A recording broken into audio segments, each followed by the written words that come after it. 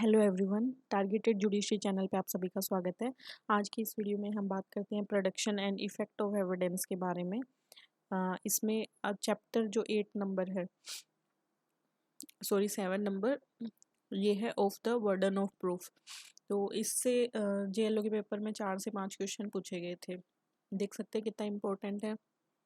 तो और ज़्यादा टफ कोई क्वेश्चन भी नहीं थे, सीधा सीधा जैसे बर्डन ऑफ प्रूफ कहाँ डिफाइन है तो सेक्शन 101 में डिफाइन किया गया है, इस तरीके के क्वेश्चन पूछे थे। और उसके बाद में जब आगे हम पढ़ेंगे हम कि बर्डन ऑफ प्रूफ है वो किस पे जाएगा, पर्टिकुलर केस देख के फिर पूछा कि बर्डन ऑफ प्रूफ इनमें किस पे जाएगा, इस तरीके के क्वेश्चन थे।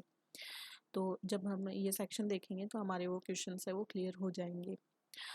तो स्टार्ट करते हैं 101 सेक्शन से। बर्डन ऑफ प्रूफ डेफिनेशन दे रखी है कि whoever desire any court to give judgment as to any legal right or liability dependent on the existence of fact which he asserts must prove that those fact exist।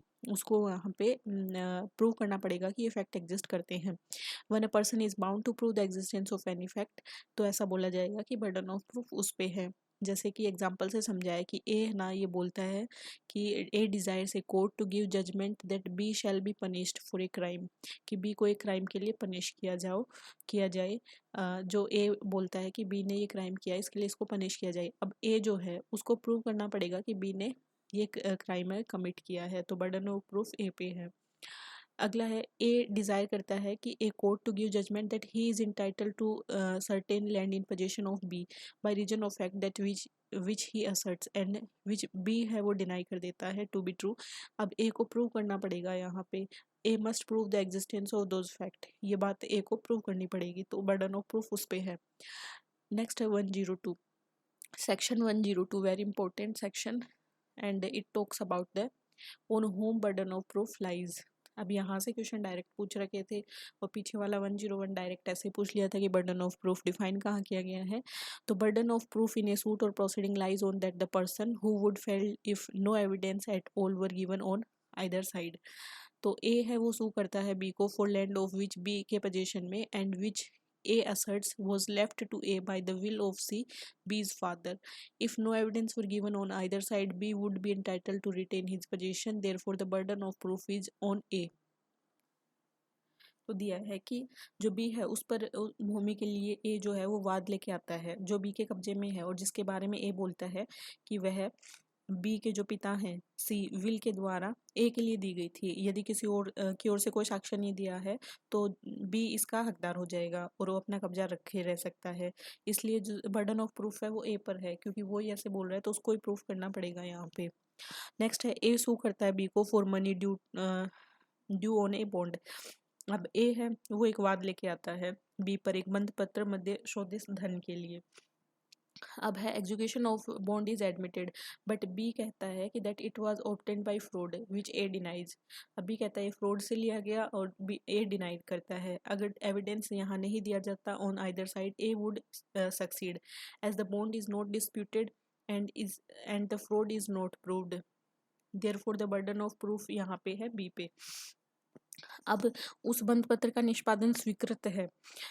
B कहता है कि वह कपट के द्वारा अभी प्राप्त किया गया था। अब यहाँ पे बी बोल रहा है कि वो कपट के द्वारा, अब बी को ही प्रूफ करना पड़ेगा कि वो कपट के द्वारा ही ऑब्टेन किया गया था क्या। तो बी है ना ये बोलता है कि वो कपट के द्वारा अभी प्राप्त किया गया था और एक बोल डिनाई कर देता है। अब यदि दोनों में से किसी और से कोई साक्ष्य नहीं दिया गया तो क्या है वो वैसे ही सफल हो जाएगा क्योंकि बंध पत्र विवादग्रस्त नहीं है और दिया गया है साफ साफ यहाँ पे execution of bond is admitted, बंध पत्र का निष्पादन स्वीकृत है क्योंकि बंध पत्र विवादग्रस्त नहीं है और कपट साबित नहीं किया गया है। अतः अब बर्डन ऑफ प्रूफ है बी पे है। ठीक है, अब ये दोनों केस है, अब इनमें से एक केस शायद पूछा गया था, दूसरा केस पूछा जा सकता है। नेक्स्ट है 103 burden of proof as to particular fact. The burden of proof as to any particular fact lies on that person who wishes that the court to believe in its existence unless it is provided by any law that the proof of that fact shall lie on any particular person. A prosecute करता है B को for theft and wishes that the court to believe that B ने ऐसा theft किया है C के साथ. A must prove the admission and B wishes the court to believe that at the time in question he was elsewhere. He must prove it.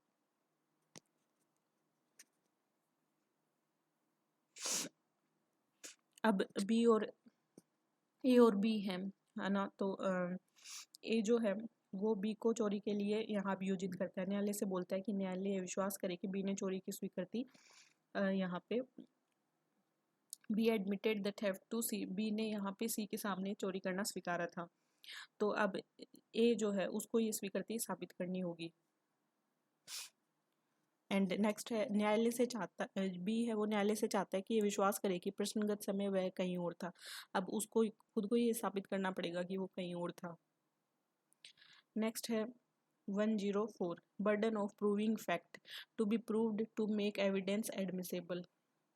साक्ष्य को ग्राह्य बनाने के लिए जो तथ्य साबित किया जाना है उसे साबित करने का भार। The burden of proving any fact necessary to be proved in order to enable any person to give evidence of any fact any other fact is on the person who wishes to give such evidence. अब A wish करता है to prove A dying declaration by B. अब A को prove करनी पड़ेगी B की death. ए जो है वो बी के द्वारा किए गए डाइंग डिक्लेरेशन या मृत्युकाली कथन को साबित करना चाहता है। अब ए को ही ये साबित करना पड़ेगा कि बी की मृत्यु हुई। अब नेक्स्ट है A wishes to prove by secondary evidence the content of a lost document. अब ए है कोई खोई हुई दस्तावेज की अंतर्वस्तु को द्वितीय साक्ष्य के द्वारा साबित करना चाहता है। अब ए को ही प्रूव करना पड़ेगा कि डॉक्यूमेंट खो गया, तो बर्डन ऑफ प्रूफ इस पे होएगा। नेक्स्ट है 105 burden of proving that case of accused comes with in exceptions. यह साबित करने का भार कि अभियुक्त का मामला अपवादों के अंतर्गत आता है। When a person is accused of any offense, the burden of proving the existence of circumstances bringing the case within of the general exception in the Indian Penal Code or within any special exception or proviso contained in any part of the same code or in any law defining the offense is upon him, and the court shall presume the absence of such circumstances. दिया गया है कि जबकि कोई व्यक्ति किसी अपराध का अभियुक्त है तब उन परिस्थितियों के अस्तित्व को साबित करने का भार जो उस मामले को भारतीय दंड संहिता 1860 की साधारण अपवादों में से किसी के अंतर्गत है, उसी संहिता के किसी अन्य भाग में उस अपराध की परिभाषा करने वाली किसी विधि में अंतर्विष्ट किसी विशिष्ट अपवाद या परंतु के अंतर्गत कर देती है, उस व्यक्ति पर है और न्यायालय ऐसी परिस्थितियों के भाव की उपधारणा करेगा। अब देखो ए दे रखा है, ए एक्यूज ऑफ मर्डर है, alleged that by reason of unsoundness of mind he did not know the nature of the act, the burden of proof is on A। अब हत्या का अभियुक्त है ए, वो कहता है कि उसकी मतलब दिमाग की स्थिति सही नहीं होने के कारण या चित्त विकृति के कारण उस कार्य की प्रकृति के बारे में उसको नहीं मालूम था। तो अब इसको प्रूफ करने का भार जो है बर्डन ऑफ प्रूफ वो भी उसी पे है। नेक्स्ट है A accused of murder alleges that by grave or sudden provocation he was deprived of the power of self control. हत्या का अभियुक्त है ए, कहता है कि अचानक प्रकोपन के कारण आत्मनियंत्रण की शक्ति से वंचित हो गया था। अब इसको प्रूव करने का भार भी उसी पे है। नेक्स्ट है section 325 of the IPC provides that the whoever except in the case provided by section 335 voluntarily cause grievous hurt shall be subject to certain punishment। भारतीय दंड संहिता की धारा 325 उपबंध करती है जो कोई उस दशा के सिवाय जिसमें धारा 335 में उपबंध है स्वेच्छा घोर उपहत्या करेगा तो अमुक दंडों से दंडनीय होगा। अब ए charge with voluntarily causing grievous hurt under section 325 the burden of proving the circumstances, जो सर्कमस्टांसेज से bringing the case under section 335 ये लाई करेगा ए के अंदर ही, ए को प्रूव करना पड़ेगा। नेक्स्ट है 106 burden of proving fact specially within knowledge. When any fact is specially within the knowledge of any person the burden of proving that fact is upon him. जैसे कि when a person does an act with some intention other than that which the character and circumstances of the act suggest the burden of proving that intention is upon him. अब यहाँ पे क्या है कि जब कोई व्यक्ति किसी काम को इस आशय से भिन्न किसी आशय से करता है जिससे उसे कार्य का स्वरूप और परिस्थितियां इंगित करती है तब उस आशय को साबित करने का भार उसी पे होगा। ए है वो charged with travelling on A railway without A ticket, वह टिकट के बिना यहाँ पे यात्रा करता है। अब बर्डन ऑफ प्रूफ की उसके पास he had a ticket is on him, उसके पास टिकट है, ये बर्डन उसी के ऊपर होगा। अगला है कि burden of proving death of a person known to have been alive within 30 years, उस व्यक्ति की मृत्यु साबित करने का भार जिसका 30 वर्ष के भीतर जीवित होना ज्ञात है। When the question is whether a man is alive or dead it is shown that he was alive within 30 years the burden of proving that he is dead is on the person who affirms it. तो जो लोग ऐसा जो बोलता है ऐसा उसी इंसान को साबित करना होगा। अगला है 108 burden of proving that person is alive who has not been heard of 7 years. provided that when the question is whether a man is alive or dead, it is provided that he has not been heard or for 7 years, and by those who would naturally have heard of him if he had been alive. Not been heard of for 7 years by those who would naturally have heard of him if he had been alive. The burden of proving he is alive shifted to the person जो इसको affirm करता है, उसी पे ये burden of proof जाएगा. Next है burden of proof as to relationship in the case of partners, landlord and tenant, and the principal and agent. When the question is whether person are partner, landlord, or tenant, or principal or agent, and it has been shown that they have been acting as such, the burden of proving that they do not stand or have ceased to stand to each other in those relations respectively is on the person who affirms it. Next है burden of proof as to ownership. When the question is whether any person is owner of anything or which he is shown to be in possession, the burden of proving that he is not the owner is on the person who affirm. जो ऐसा बोलता है कि owner नहीं है, उस पे burden of proof आएगा. अगला है 111 proof of good faith in transaction. When one party is in relation of active confidence, where there is a question as to the good faith of a transaction between parties, one of whom stands to the other in position of active confidence, the burden of proving the good faith of the transaction is on the party who is in position of active confidence. Who is in the position of active confidence, उस party पे यहाँ पे burden of proof होगा. जैसे the good faith of a sale by a client to an attorney is in question in a suit brought by the client. The burden of proving the good faith of the transaction is on the attorney.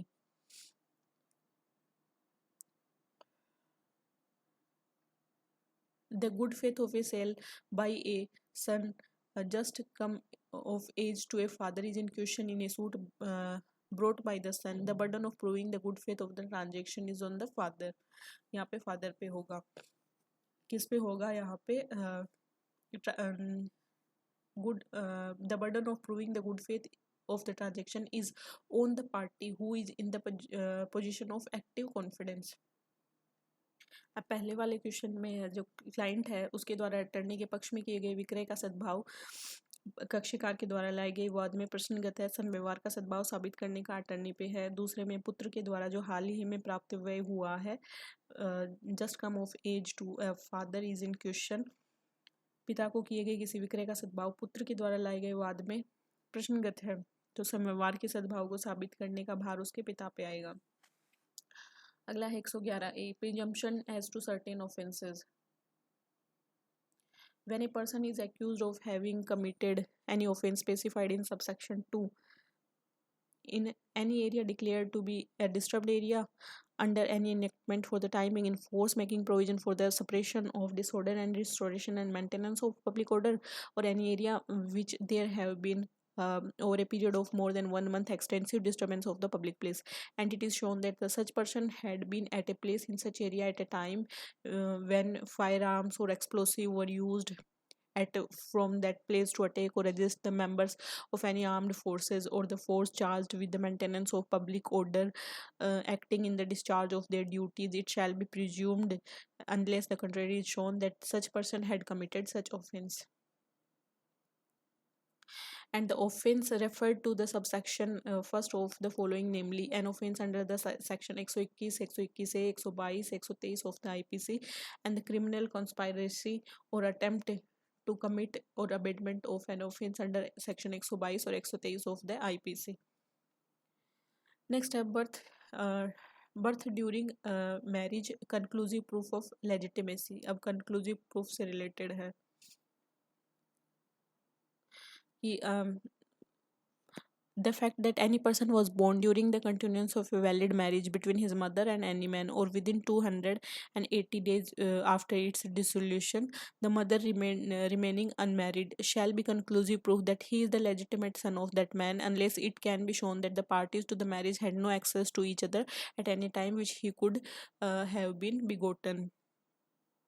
Direct पूछा जा सकता है title देके। Next है proof of cession of territory and notification that the Gazette of India that any portion of the British territory has before the commencement of the part third of the Government of India Act 1935 been ceded to any native state prince or ruler shall be conclusive proof that a valid cession of such territory took place at the date mentioned in such a notification। 113 A ये पूछा गया था presumption as to abetment of suicide by a married woman, किसी विवाहित स्त्री के द्वारा आत्महत्या की दुष्प्रेरणा के बारे में उपधारणा। When the question is whether the commission of suicide by a woman had been abetted by her husband or any relative of her husband or is shown that she had committed suicide within a period of 7 years from the date of her marriage and that her husband or such relative of her husband had subjected her to cruelty, the court may presume having regard to all other circumstances of the case that such suicide had been abated by her husband या फिर उसके relative of her husband for the purpose of the section cruelty। जो word है उसका वही meaning होगा जो IPC के 498 में दिया गया है। तो ये वाला सीधे टाइटल देख के ये सेक्शन पूछा था। नेक्स्ट है 113B presumption as to dowry death.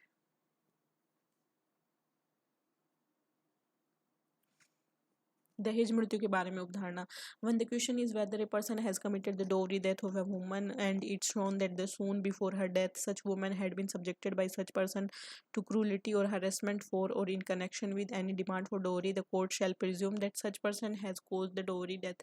For the purpose of this section, dowry death shall have the same meaning as in section 304B of the IPC। अब 114 का है court may presume existence of certain fact. न्यायालय किन्हीं तथ्यों का अस्तित्व उपधारित कर सकेगा। The court may presume the existence of any fact which it thinks likely to have happened regarding being had to be common course of natural event, human conduct and public and private business in their relation to the facts of the particular case। The court may presume, अब क्या presume कर सकेगा, जैसे that a man who is in the possession of stolen goods soon after the theft is either the thief or has received the goods and knowing that to be stolen unless he can account for his possession। न्यायालय ये presume कर सकेगा कि चुराई गई माल पर जिस मनुष्य का चोरी के शीघ्र उपरांत कब्जा है, जब तक कि वह अपने कब्जे का कारण न बता सके या तो वो चोर है या उसने माल को चुराया हुआ जानते हुए प्राप्त किया, ऐसा मानेगा। That an accomplice is unworthy of credit unless he is corroborated in material particulars। सहअपराधी विश्वसनीयता के कारण अयोग्य है जब तक कि तात्विक विशिष्टियों में उसकी संपुष्टि नहीं हो जाती। A bill of exchange accepted or endorsed was accepted or endorsed for good consideration। कोई प्रतिग्रहित या पुष्टांकित विनिमय पत्र समुचित प्रतिफल के लिए प्रतिग्रहित या पुष्टांकित किया गया था। Next is that a thing of state of things which he has been shown to be in existence within a period shorter than that within such thing or state of things usually cease to exist is still in existence। कि ऐसी कोई चीज़ या चीज़ों की दशा अब भी अस्तित्व में है जिसका उतनी कालावधि से जितनी में ऐसी चीज़ें या चीज़ों की दशाएं प्राय अस्तित्व शून्य हो जाती हैं लघुत्तर कालावधि में अस्तित्व में होना दर्शित किया जाता है। that judicial and official act have been regularly performed, न्यायिक और पदीय कार्य नियमित रूप से संपादित किए गए हैं। that the common course of business has been followed in particular course, कि विशेष मामलों में कारोबार के सामान्य अनुक्रम का अनुसरण किया गया है। that evidence which could be and not produced would if produced be unfavorable to the person who withholds it, कि यदि वह साक्ष्य जो पेश किया जा सकता है और पेश नहीं किया है यदि पेश किया जाता तो उस व्यक्ति के अनुकूल होता जो उसका विधारण किए हुए है। that if a man refuse to answer a question which he is not compelled to answer by law, the answer if given would be unfavorable to him, कि यदि कोई मनुष्य किसी ऐसे प्रश्न का उत्तर देने से इनकार करता है जिसका उत्तर देने के लिए वह विधि के द्वारा विवश नहीं है तो उत्तर यदि दिया जाता तो उसके अनुकूल होता। that when a document creating an obligation is in hands of the obligator, the obligation has been discharged, कि जब किसी बाध्यता का सर्जन करने वाली दस्तावेज बाध्यताकारी के हाथ में है तब उसी बाध्यता का उन्मोचन हो चुका होता। but the court shall also have regard to such fact as the following in considering whether such maxim do or do not apply to the particular case before it. न्यायालय यह विचार करने के लिए ऐसे सूत्र उसके समक्ष के विशिष्ट मामलों को लागू होते हैं या नहीं निम्नलिखित तथ्यों को ध्यान में रखेगा।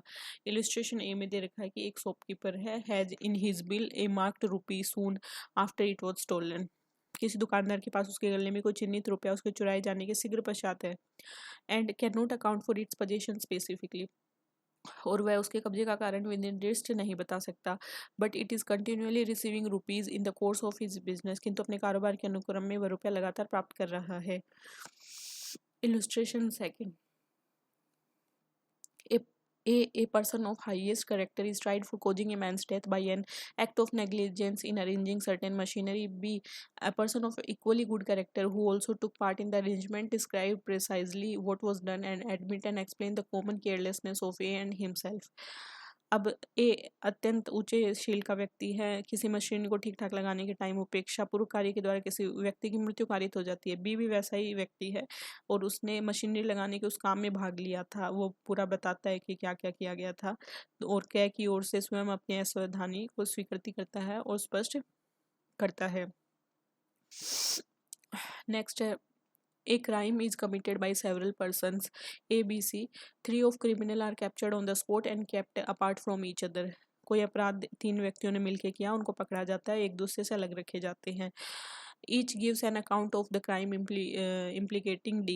अब अपराध का विवरण उनमें से हर एक ऐसा देता है जो डी को आलिप्त करता है, और विवरण एक दूसरे को ऐसी रीति में संपुष्ट करते हैं जिसमें उन्हें यह अति अंधी संभाव्य हो जाता है कि उन्होंने इससे पूर्व मिलकर कोई योजना बनाई थी। And the counts corroborate each other in such a manner as to render previous consent highly improbable. Illustration next है, A, the drawer of a bill of exchange was a man of business. B, the acceptor was a young and ignorant person completely under age influence. Next, it is proved that a river ran in a certain course 5 years ago, but it is known that there have been floods since that time which might change its course. Next, a judicial act, the regularity of which is in possession, was performed under exceptional circumstances, and the question is whether a letter was received. It is shown to have been posted, but the usual course of the post was interrupted by the disturbance. A man refused to produce a document which would bear on a contract of small importance on which he is sued, but which might also injure the feelings and reputation of his family.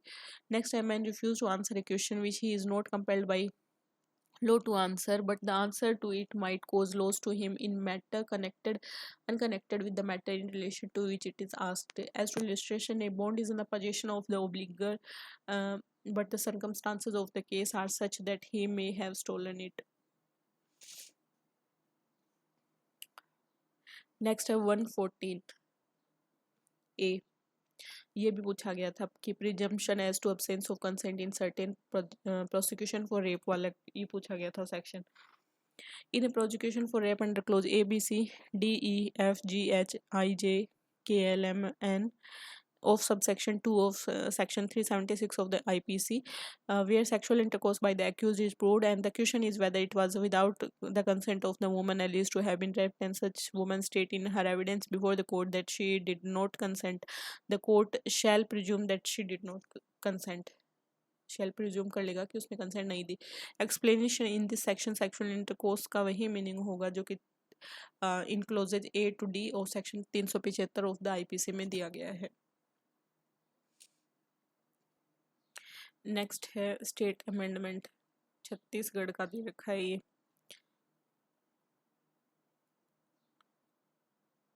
अगला हमारा chapter number 8 है जो कि हम हमारे next video में start करेंगे। So keep watching and keep sharing. Thank you so much. Have a nice day.